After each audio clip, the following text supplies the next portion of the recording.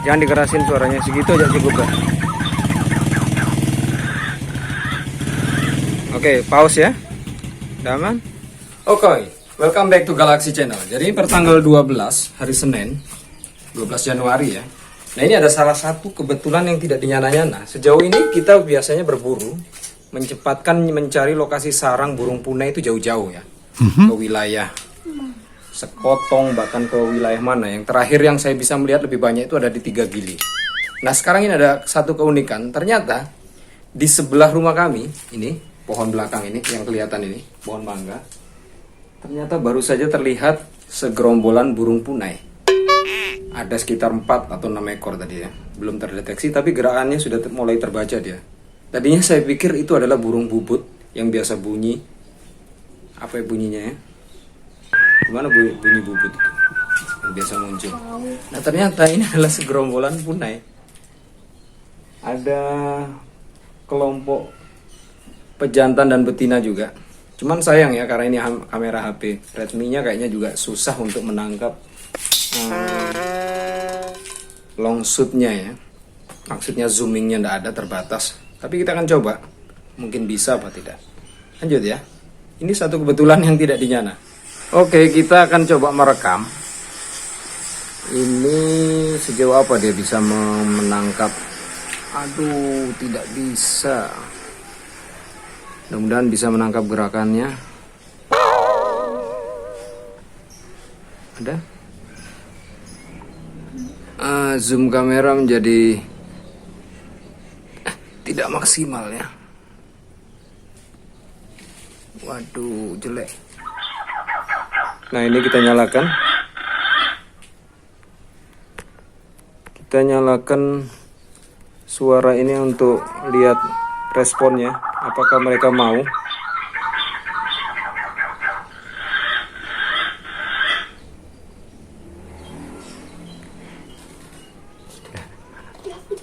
Itu sudah dia. Hah?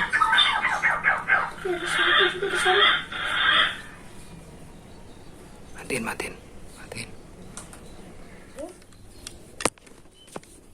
Rupanya sayang tidak bisa dimaksimalkan. Berat.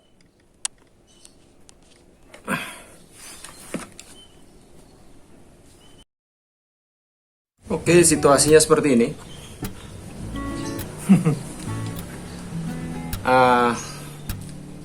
Intinya kalau dia kelihatan banyak, mungkin akan kita eksekusi. Salah satu, bukan semua ya, kemudian juga dia akan hilang. Karena ini adalah satu kebetulan ketika burung yang mestinya banyak di wilayah alam liar ya, di wilayah-wilayah pinggir yang lebih terjamin secara pakan, justru mereka ada bermain di wilayah kota seperti ini. Kayak gini ya. Ini penampakannya pohonnya di belakang sana. Tapi hilang dia malahan. Jangan-jangan sudah pergi atau masih di sana ya. Sebentar, harus dipantau dengan sabar.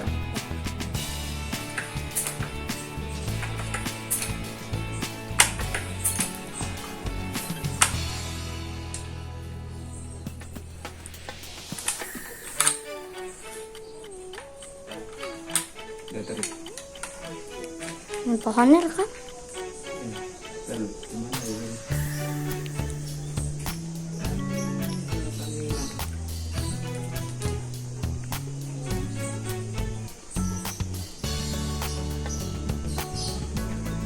Itu goyang pohonnya.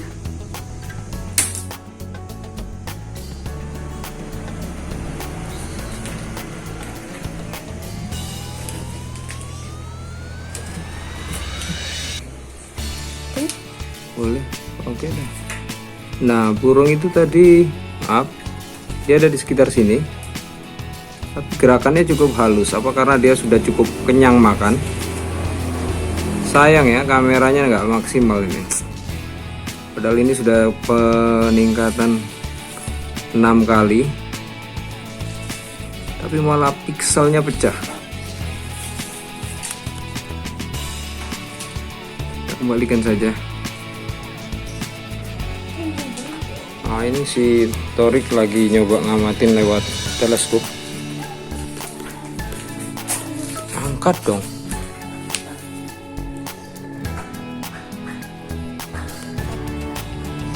Oke, barusan sudah dilihat dari posisi lain di depan rumah sana. Ternyata ada penampakannya kelihatan lebih jelas ya.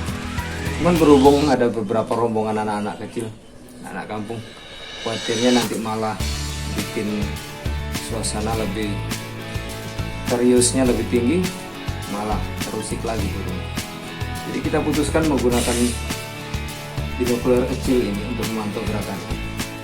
Sejauh mana mereka dan apa yang bisa dilakukan di pohon sana. Harapannya sih kalau ini bisa menjadi satu tempat singgahnya, itu akan menjadi lebih menarik. Tadi sekilas sudah terlihat 3 ekor. Tutup.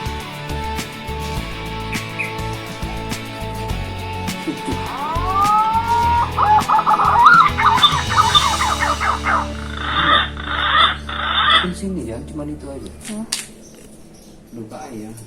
Hah? Ayah. Oh.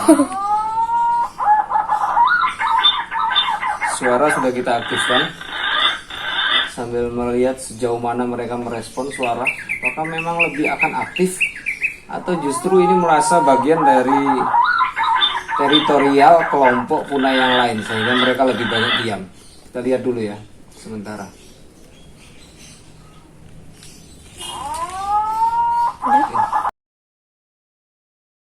Pembahasan sedikit. Jadi setelah diamati dari depan, rupanya mungkin tadi punainya malah pergi ya, karena tidak terdeteksi gerak lagi.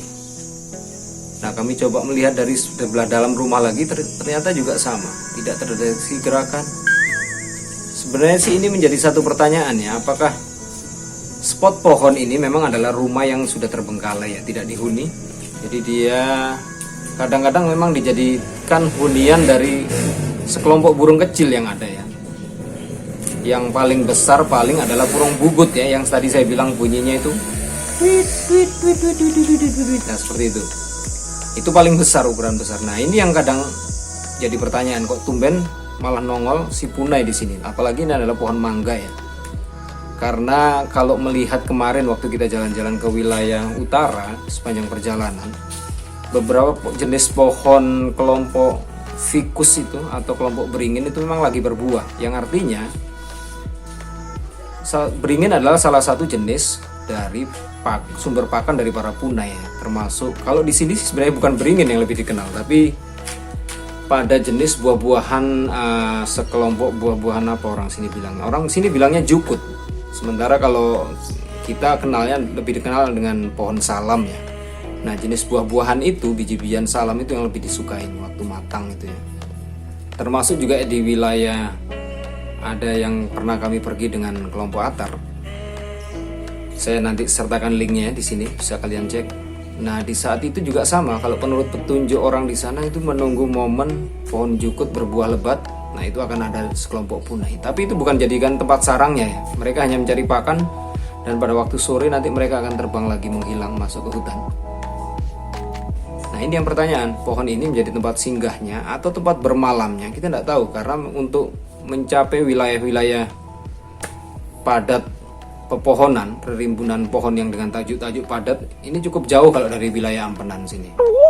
Bisa sekitar 3,5 kilo sampai 4-5 kilo lah antara ancang-ancangnya sini ya.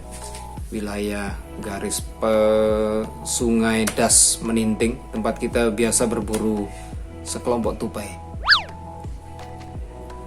Ya, baik, penjelasannya kiranya cukup sekian. Kita akan coba lihat kalau memang masih ada, kalau tidak ada ya cukup kita akhiri.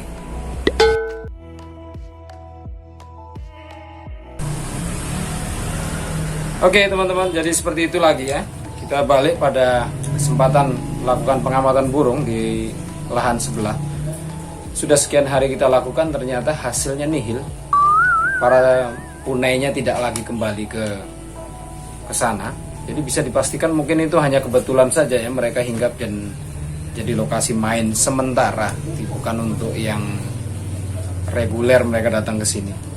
Dan sebenarnya sih memang dalam kurun waktu Januari lalu ini memang cukup unik ya. Dari pengalaman pertama waktu pengamatan tahun baru, waktu kegiatan mancing di Telaga Lupi itu kita menemukan lokasi lokasi pakan tuna di lokasi habitat alamnya yang berupa tumbuhan-tumbuhan kecil, termasuk juga dengan kelompok fikusnya, apa itu ya, si pohon tin itu ya. Tapi ternyata tidak lihat langsung burungnya, hanya suaranya saja. Nah, dalam situasi cukup lama menunggu, ternyata belakangan secara tidak dinyana dia muncul di halaman sebelah, di rumah yang terbengkalai, rumah milik tetangga. Yang kita harapkan sih semoga dia bisa muncul lagi ya, karena selama ini kalau kita pengamatan burung di sekitar rumah yang hanya diketemui itu hanya burung-burung kecil sebangsa pipit, lalu terocoan, paling besar itu ada terocoan, lalu si burung juga bubut ya. Sementara itu belum tumben-tumben baru ada sekali dalam seumur hidup lihat punai di sekitar ampenan seperti itu. Dan lagi-lagi yang sangat disesalkan adalah pada saat pengamatan itu adalah keterbatasan fasilitas kamera ya, karena seperti tadi Redmi Note 8 nya sendiri tidak punya kemampuan zoom yang maksimal. Sementara andalan kami kamera yang Nikon Coolpix ini ya, S7000 ini telah habis masa baktinya semenjak dia mengalami kemacetan di tipikal zoom. Padahal sementara dia paling diandalkan selama ini. Dia hanya bisa begini, macet, mukis saja. Jadi sekiranya ada pihak-pihak filantropi yang memang tergerak mendukung kegiatan kami untuk kegiatan birding dan tema-tema edukasi seputar AVES ya, boleh kontak-kontak, dengan senang hati kami akan menerimanya. Seperti itu harapannya, itu ya. Dan semoga sih ini jadi petunjuk lagi lebih ke depannya. Mungkin akan ada satu momen pertemuan yang begitu mengasihkan di antara kami dengan burung, entah itu dalam situasi perburuan atau mungkin dalam situasi pengamatan burung, birding saja biasa tanpa ditembak. Mudah-mudahan saja. Jadi cukup ya. Kita akan ketemu di materi vlog birding yang lain. Salam.